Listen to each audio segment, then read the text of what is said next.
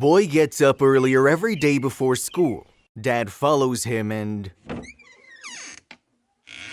There are many prejudices that teenagers are lazy and think only of themselves. Sure, there are many examples of irresponsible teenagers, and some media often stereotype teenagers as delinquents and rebellious criminals. But in my opinion, one should always be careful before judging a book by its cover, and the protagonist of our story is living proof of this. Romon Mitchell was a 14-year-old boy who looked nothing like other kids his age. Mitchell had lived with his father Thomas in a nice house in central Minnesota since he was 9 years old. His mother died of a sudden stomach cancer that doctors could do nothing about, leaving him and his father alone and completely heartbroken. Probably for that reason, Romon was not a normal boy. His heart had suffered a lot for his young age, and that had made him mature much faster than the rest. As a result, despite being an excellent student with a record that rarely fell below a B, Mitchell felt profoundly lonely in high school. The young man found it difficult to fit in with his class and had no group of friends to talk to and share his concerns. He simply felt he couldn't share his feelings with anyone else because he knew no one would understand. He was too complex for a class full of lovesick 14-year-olds who only thought about playing games and girls. His father was aware of his son's social problems and tried to help him as much as he could, but it wasn't easy. Mitchell was a very private boy when it came to his feelings, and although he could understand his father's concern, he wouldn't allow him to get close enough to help him and find out what was really going on. Did that mean that Romon had no friends or that he was suffering from some sort of undiagnosed depression? No. Every morning, Romon got up an hour earlier than usual and went out the back door of his house. He'd quickly get dressed, have some milk and a couple cookies for breakfast, grab his school bag and leave quietly so as not to wake his father.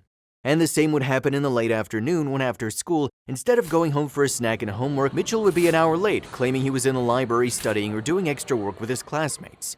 At first, his father didn't think much of his son's unusual tardiness nor of his eagerness to wake up so early and be the first to eat breakfast and leave the house for school. He knew that his son was a very good student and wanted to get good grades so that he would have good options in the future and attend a prestigious university in the country. However, everything changed one morning when Mr. Thomas woke up early for a work meeting. As he was getting dressed in his room, Thomas saw his son Romon sneaking out of the backyard and making sure no one saw him. He'd never seen his son act like that before. He couldn't understand his son's mysterious new behavior in recent weeks and found it impossible to guess the real reason why he was doing it. So he didn't hesitate to follow him to see where he was going and solve the mystery once and for all. The father was really worried about his young son, whom he felt he was not paying enough attention to because of his work. However, what he would discover a few minutes later, he would never have imagined and would dispel his fears once and for all. His son was not running away to commit a crime, nor was he using strange substances, much less was he doing it to meet a girl, nothing of the sort. Thomas Mitchell was speechless when he saw his son enter his neighbor's house. He would never have believed that this was the reason his son had been acting so mysteriously in recent weeks. After waiting for several minutes hidden behind a tree, Thomas could see Romon come out loaded with garbage bags and then head toward the bins at the end of the street. Why would he do that? After that, he decided he shouldn't keep watching and sped off to his appointment at work. But when he returned in the evening, he decided to confront his son. "Every day before I went to school, I got up very early to visit my elderly neighbors and check on them," confessed the big-hearted young man. Since he was a child, he and his family have lived across the street from an elderly couple, Mr. and Mrs. Morrison, whom Romon had come to enjoy very much when he was younger and whom he held in high esteem. His father was relieved and at the same time very proud. It was clear that his son was doing nothing wrong. There was no reason to worry. It turned out that little Romon had never forgotten his neighbors, a lovely elderly couple who'd seen him at birth and with whom his parents had an excellent relationship. Or at least they did until the boy's mother passed away. After becoming a widower, Thomas Mitchell withdrew from everyone, including his neighbors, and their relationship suffered greatly. However, Romon never forgot them and how much he loved spending time with them when he was younger.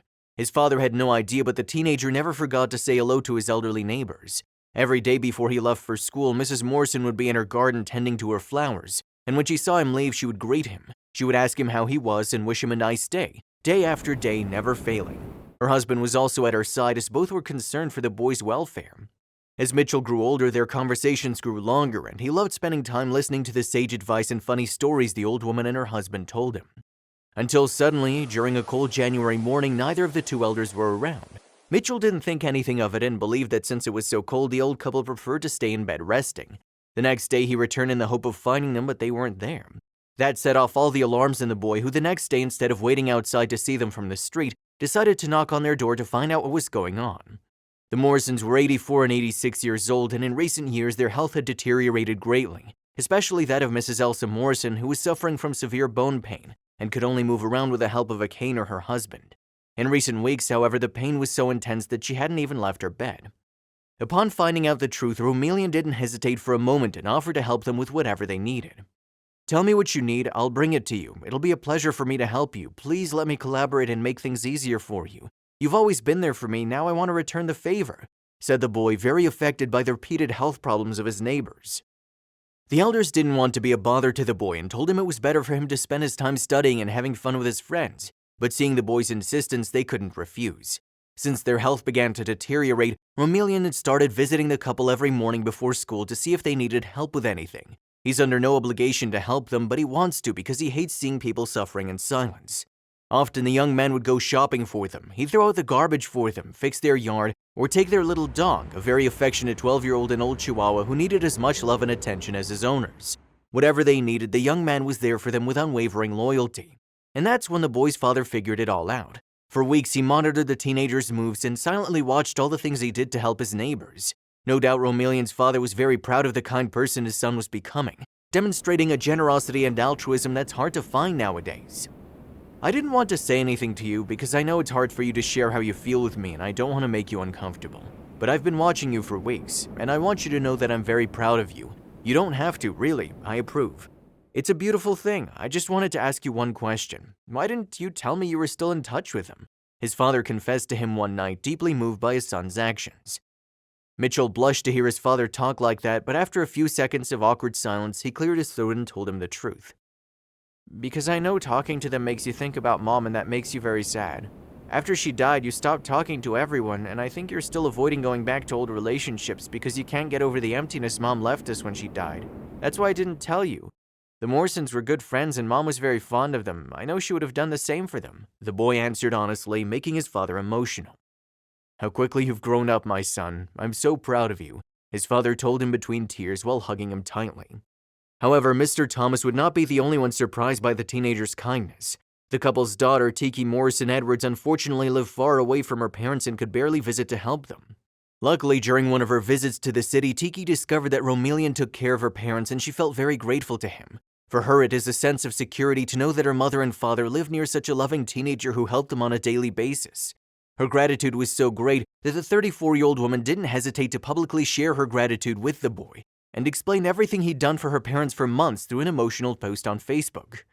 "I just want to take a moment to acknowledge this sweet friend who lives across the street from my parents' house. He goes to see them every day and has come to love and care for them deeply.